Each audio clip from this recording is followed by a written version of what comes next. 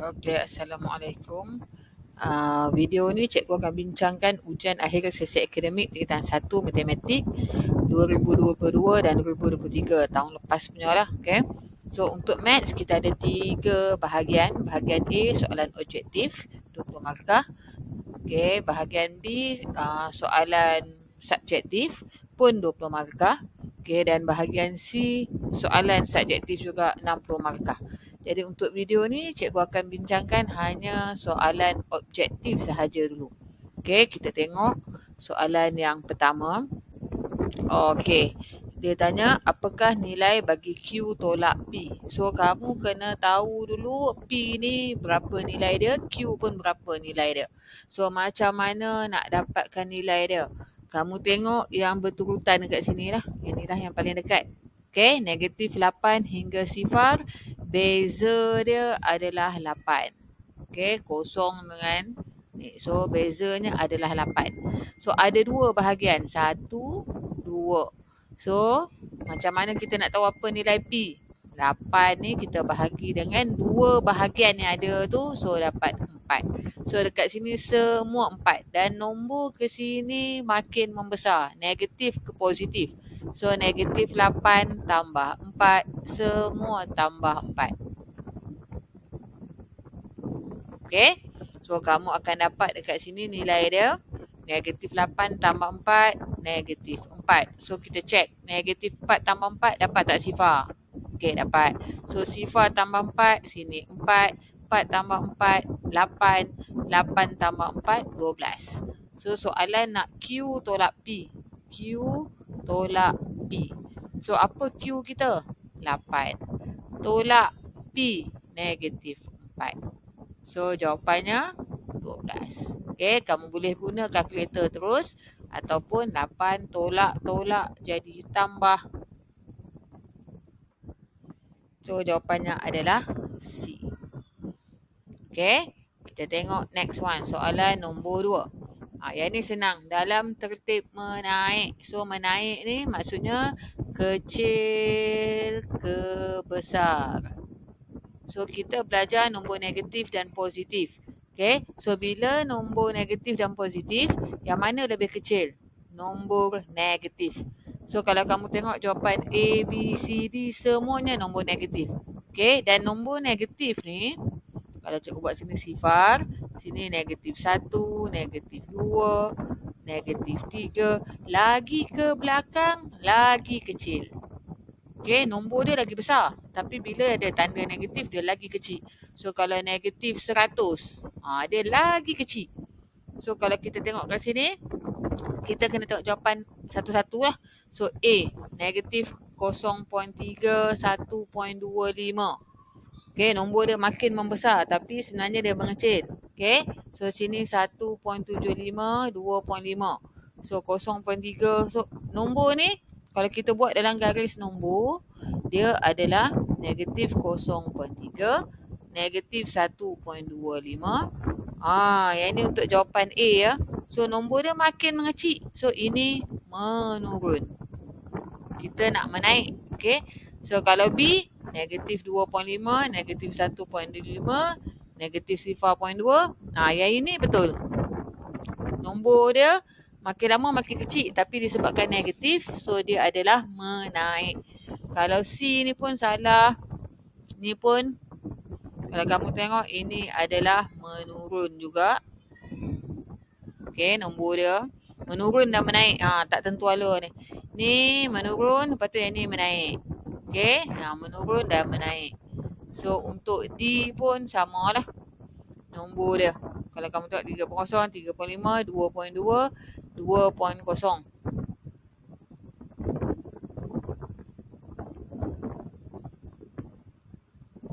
So sini negatif 3.0, negatif 3.5 bukan dekat sini. Okay, negatif 3.5 sepatutnya berada di sini. So nombor dia menurun, menaik. Tak tentu ala lah yang tu. Okay, so jawapannya adalah D. Okay, kita tengok soalan nombor 3. Okay, soalan nombor 3 dia tanya apa tu? Okay, soalan nombor 3, rajah menunjukkan 4 keping kad nombor. Susun, ni pun sama. menurun. So kalau menurun maksudnya besar ke kecil. Okay. So first kamu tengok besar nombor positif dulu. 6 dengan sifar. So mana lagi besar? 6 ke sifar? 6. Okay. So 6 lagi besar. So sama ada A atau B. Yang ini dua confirm salah. Okay. 6 sifar. Lepas tu tengok nombor negatif. Negatif 3 dengan negatif 9. Siapa lagi besar? Kalau kita buat garis nombor, sini sifar. Dekat sini negatif 3, dekat sini negatif 9. So negatif 3 lebih besar. Okay. So sini negatif 3, negatif 9. So jawapannya adalah B. Okay, soalan nombor 4. Antara berikut yang manakah gandaan? Apa maksud gandaan? Maksudnya sifir. Jawapan sifir bagi 6. So kamu boleh cek saja. 16 ada tak dalam sifir 6? Ada tak 6 kali apa-apa dapat 16? Tak ada. B, 6 kali apa-apa nombor dapat 18. 6 kali 3. So jawapannya adalah B. Atau satu cara lagi, kamu guna kalkulator saja. 16 bahagi 6. Okay, tengok kalkulator bagi jawapan kalau perpuluhan. Okay, jawapan dalam perpuluhan maksudnya tak nombor tepat, maknanya bukan gandaan. So kalau ikutkan kalkulator bagi jawapan 2.66666. So 18 bahagi 6. Nah, yang ni dapat tepat 3. So gandaan 6. 32 bahagi 6. Okay, pun sama. Dapat 5.333. So bukan. Sama juga 40 bahagi 6. Okay, kamu tekan kalkulator lah satu lagi cara. So 6.666 pun bukan. Okay, soalan nombor 5. Kira hasil tambah faktor perdana. Okay, kita tengok dulu faktor. Apa dia faktor? Faktor tu maksudnya sifir apa boleh dapat 58. So kita senaraikan dulu. 1 kali dengan mula dengan 1. 1 kali 58. 2 kali dengan berapa? Guna kalkulator. 2 kali berapa dapat 58? 29. Sifir 3 ada tak? Check guna kalkulator. Sifir 4 tak ada. Sifir 5 semua tak ada. So yang ini sahaja. Tapi sebab soalan nak perdana. Maksudnya nombor perdana. Yang mana satu nombor perdana? Nombor perdana adalah nombor yang boleh dibahagi dengan 1 dan diri dia saja. So 2 dengan 29. So kamu tambahkan dua-dua ni sebab hasil tambah. So 2 tambah 29 dapat 31.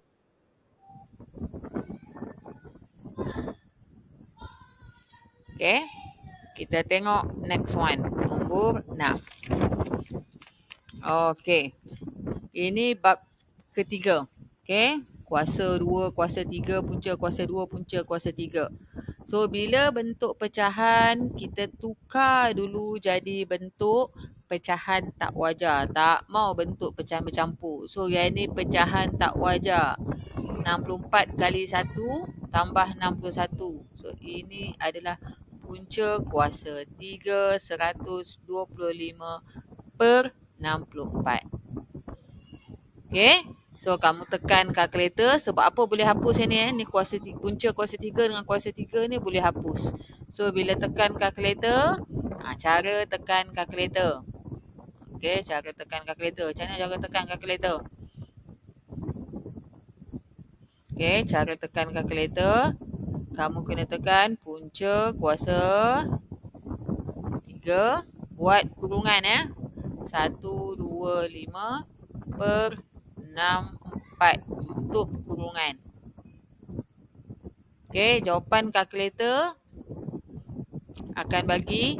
Ni cara tekan kalkulator punca kuasa 3. Buka kurungan 125 per 64. Tutup balik kurungan. So kalkulator akan bagi 1 per 4. Tukar jadi pecahan tak wajar. 5 per 4. So M adalah 5. Okay, M 5. N yang bawah ni 4. So jawapan dia A. Okay. Next one. Nombor 7. Yang ini pun kalau tak berani jangan tekan kalkulator terus. Tekan satu-satu. Kamu tekan kalkulator yang ini saja termasuk kurungan. Tekan kurungan. negatif 4/5 tutup kurungan kuasa 3 supaya dia tak salah. Okay, so kalau yang ini sahaja, buat kira satu-satu. Sebab kamu tak berapa cekap sangat guna kalkulator. Saya takut salah lagi salah. Okay, so yang ini adalah negatif 64/125. Untuk yang ini saja. Okay, yang ini pula. Tu atas tekan satu-satu. So kamu tekan punca kuasa 3, 64. Yang ni tak payah kurungan ya. Per 15. Okay. So kamu akan dapat bahagi 4/15.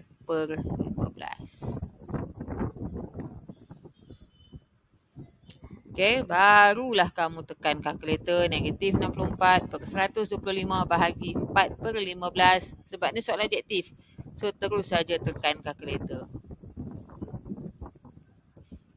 Kalau berani tekan terus. Tak berani kira satu-satu. Okey, next. Nombor 8. Okey, sifar 0.6 kuasa 2. Yang ni sebenarnya kamu terus dapat kat sini. Apa maksud sifar 0.6 kuasa 2? Sifar 0.6 kali sifar 0.6. So, M ni sebenarnya jawapan dia terus dapat. Okey? Terus dapat saja. Kecuali soalan bagi macam ni. 0.6 kuasa 2 sama dengan punca kuasa M. Kalau yang ni kamu kena tekan kalkulator. 0.6 kuasa 2. Dapat berapa? Yang ni dapat punca kuasa 0.36. So, M adalah 0.36. Kalau dia tulis macam ni. Tapi sebab ni dia tulis 2 kali. So, terus ambil jawapan. Okay, next one. Nombor 9. Okay, yang ini tajuk nisbah bab 4.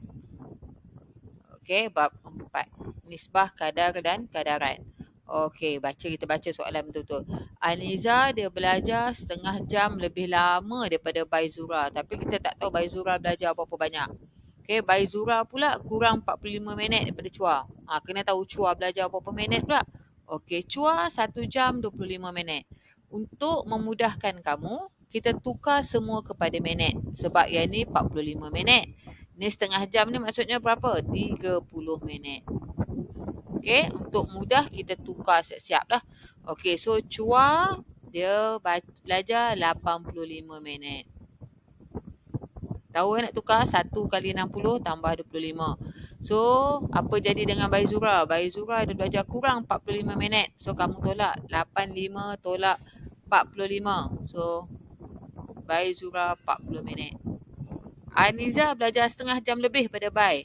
So, 40 tambah dengan 30. 70 minit. So, kamu tengok nisbah mereka belajar 3 orang ni. Aniza kepada Baizura. So, cikgu buat Aniza kepada Baizura kepada Chua adalah 14, 8, X. So, Aniza 70. Baizura 40. Si Chua tadi 85 minit. So, bila nisbah, kamu tengok yang ni saja. 14 kali berapa? Dapat 70. Macam mana nak tahu kali berapa? So, 70 bahagi 14. Dapat 5. So, yang ni kali 5. So, check. Betul tak ni?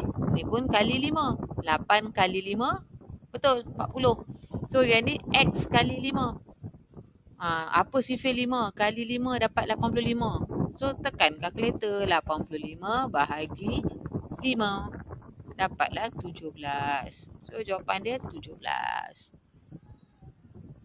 Okay. Next. Nombor 10. Okay, nombor 10. Sebuah lori bergerak sejauh 150 km dengan 5.6 liter. Okay, dia bila soalan nisbah kadar-kadaran ni kena tengok unit betul-betul lah.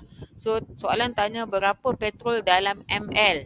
So, yang ni kita tukar siap-siap. 5.6 liter ni maksudnya 5,600 ml. Okay, yang ni kilometer, yang ni pun kilometer. So, kalau kamu tengok 150,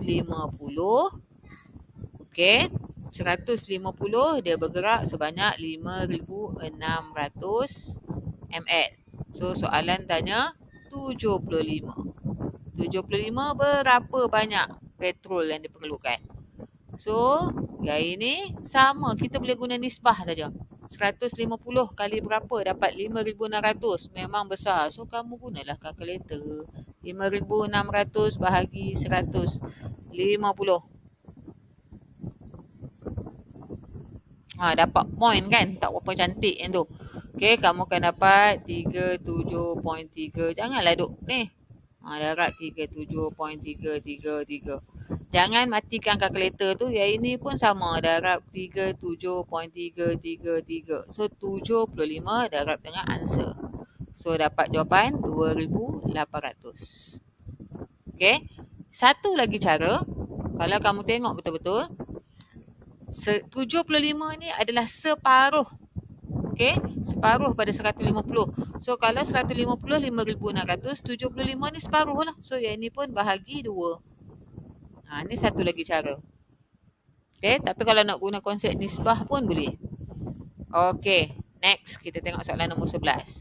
Okey, ni tajuk ungkapan algebra bab 5. Nyatakan nilai ungkapan. Okey, yang ni kamu kena ganti. Macam mana nak ganti? Negatif 2. Nampak M, nampak huruf saja buat kurungan kuasa 3. Nampak lagi huruf buat kurungan kuasa 2 tambah 5. Apa nak buh dalam kurungan? Okey, kamu tengok sini. Huruf pertama M. Yang ni N. M kita berapa? Negatif 3. N kita berapa? Negatif 2. So, kamu tekan kalkulator sebiji-sebiji macam ni. Okay, tekan kalkulator sebiji-sebiji. Termasuk kurungan. So, baru dapat jawapan. So, jawapannya adalah 221. Okay, tekan sebiji-sebiji. Jangan kurungan tak tekan. Lagi tak faham. Okay, next one. Nombor 12. Okay, ni tajuk persamaan linear. Bab 6. Di antara berikut yang manakah merupakan apa maksud persamaan linear? Okey, persamaan maksudnya dia sama dengan. Linear ni maksudnya kuasa dia hanyalah 1. Kuasa tertingginya adalah 1. Okey, tapi dia nak, tengok sini dia nak 2 pun boleh ubah. Apa maksud 2 pun boleh ubah? Ada 2 huruf. Dengan kata lain huruf lah.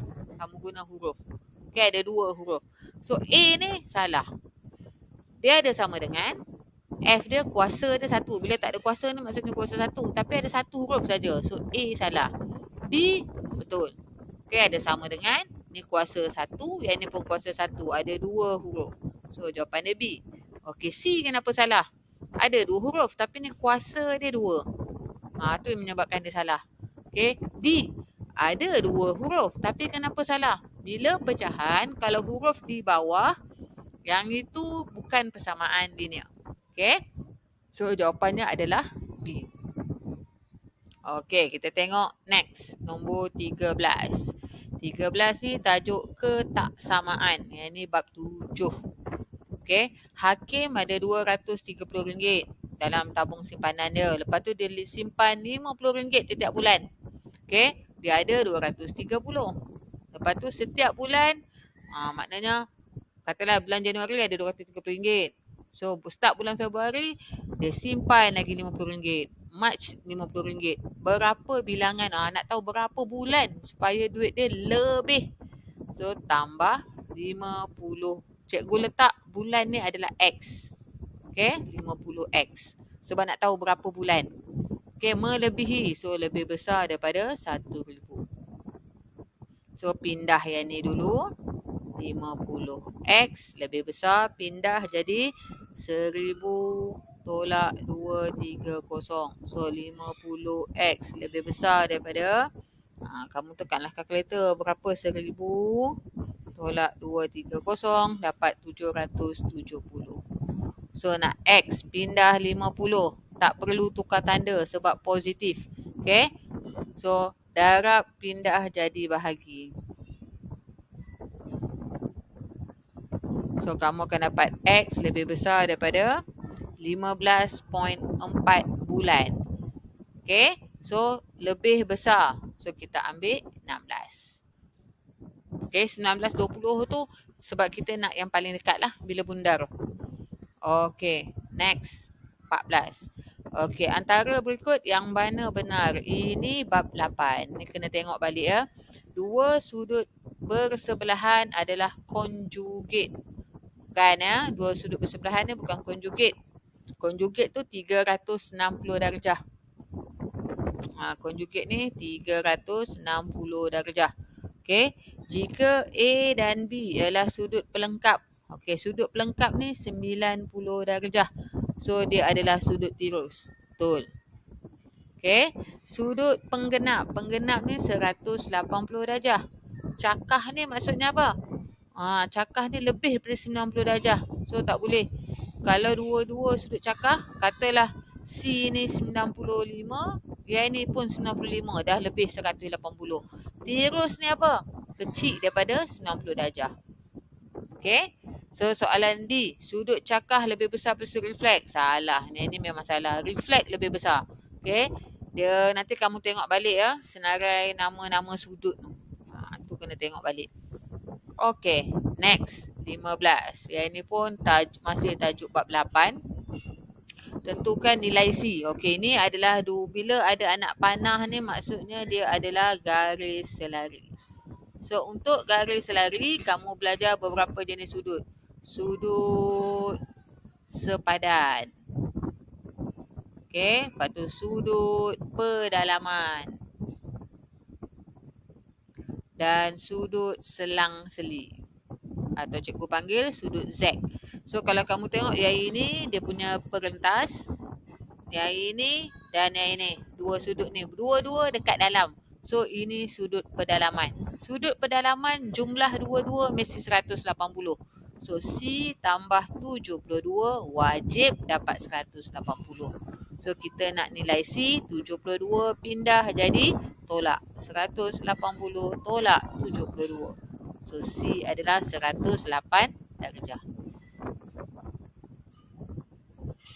Okey, kalau sudut sepadan dia sama. Nama pun sepadan. Selang-seli pun sama.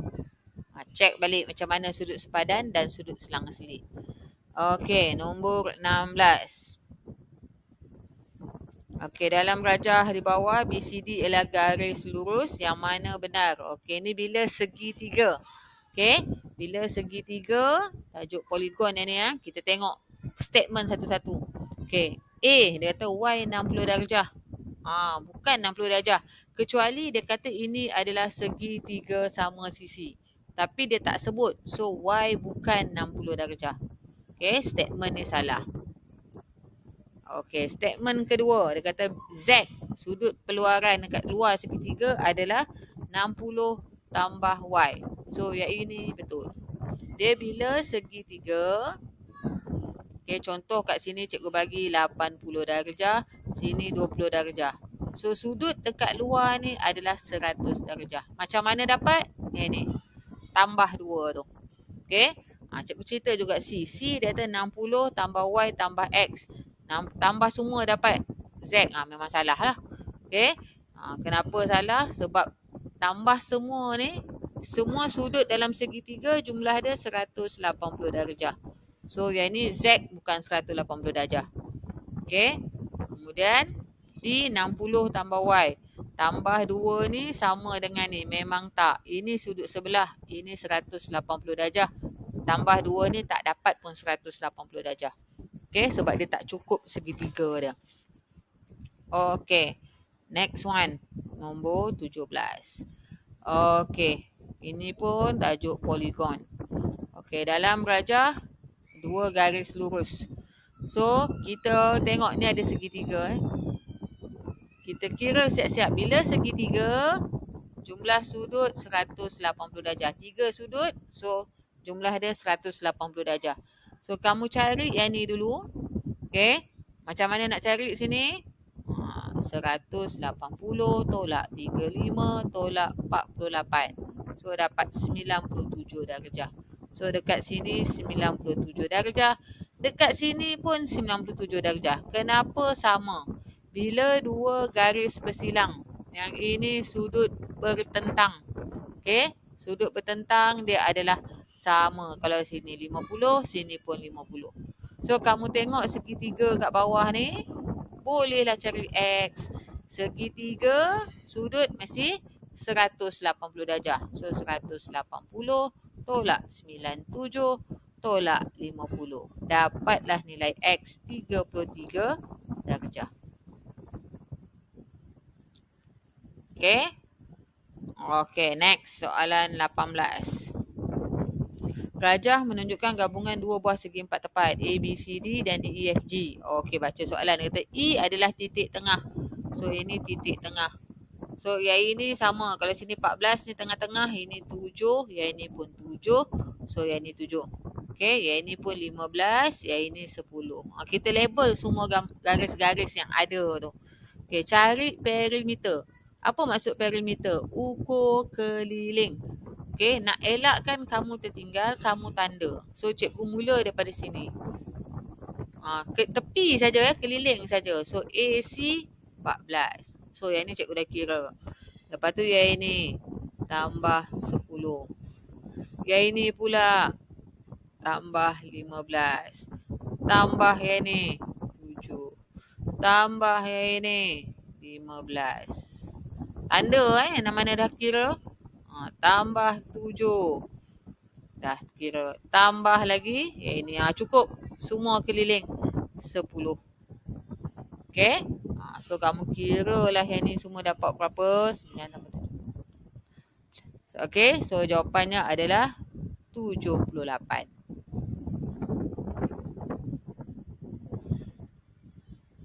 Okay. Bila soalan bergambar tolong label. Okay. Next soalan 19. Tajuk set. Okay. Kena senaraikan dulu. Set Q ialah faktor. Ni soalan tajuk faktor lah ni.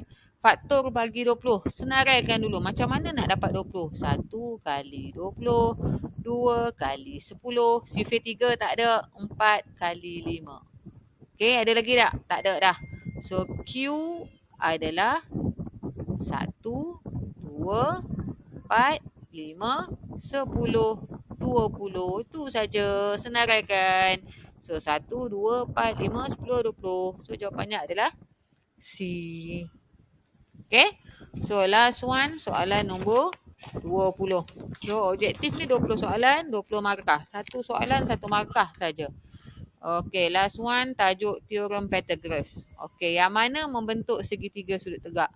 Tajuk teorem Pythagoras, kamu kena ingat. Dia ada 90 darjah kat sini. Okay, ini nama dia hypotenuse. Okay, so katalah sini A, sini B. Yang ni C. So, macam mana nak dapat hypotenuse? Hypotenuse ni mesti bertentang dengan 90 darjah dan dia paling panjang. Okay, so nak dapat hypotenuse mesti A kuasa 2 tambah B kuasa 2 puncakan. Dapatlah hypotenuse. Ini formula kamu kena hafal. Okay. So, kalau untuk soalan A. Kamu tengok yang paling panjang 34. Okay. Paling panjang 34. So, kamu cek. 18 kuasa 2 tambah 30 kuasa 2 puncakan. Guna kalkulator. Kira dalam dulu. Kamu sebab takut tak cakap. Okay. So, kamu kira dalam. 18 kuasa 2 tambah 30 kuasa 2. So, yang ni dapat punca 1, 2, 2, 4. Tekan kalkulator punca 1, 2, 2, 4. So, dapat 3, 4.98 dot. So, yang ni 34. So, jawapan yang ni salah. Okay, kita tengok B. Paling panjang pun 34. Okey, sama. Kita buat jalan kira tadi. Punca kuasa 30 kuasa 2 tambah 16 kuasa 2. So, 30 kuasa 2 tambah 16 kuasa 2. So, kamu dapat punca 1156. So, punca 1156 dapat tepat 34. Sama. So, ini adalah segitiga sudut tegak. Boleh test juga yang ni. So, yang ni 12 paling panjang. So, 6 kuasa 2 tambah 10 kuasa 2 puncakan. So, 6 kuasa 2 tambah 10 kuasa 2. Dapat punca 136. So, kamu dapat 11 point dot. So, tak sama. Yang ini pun sama. 6 kuasa 2. 12 juga. So, sama jugalah. Okay. 6 kuasa 2 tambah 10 kuasa 2. Punca 136 pun salah. Okey. So, ini sahaja untuk soalan bahagian A. Okey, bahagian B dan C nanti kita akan bincang bersama. Okey, terima kasih.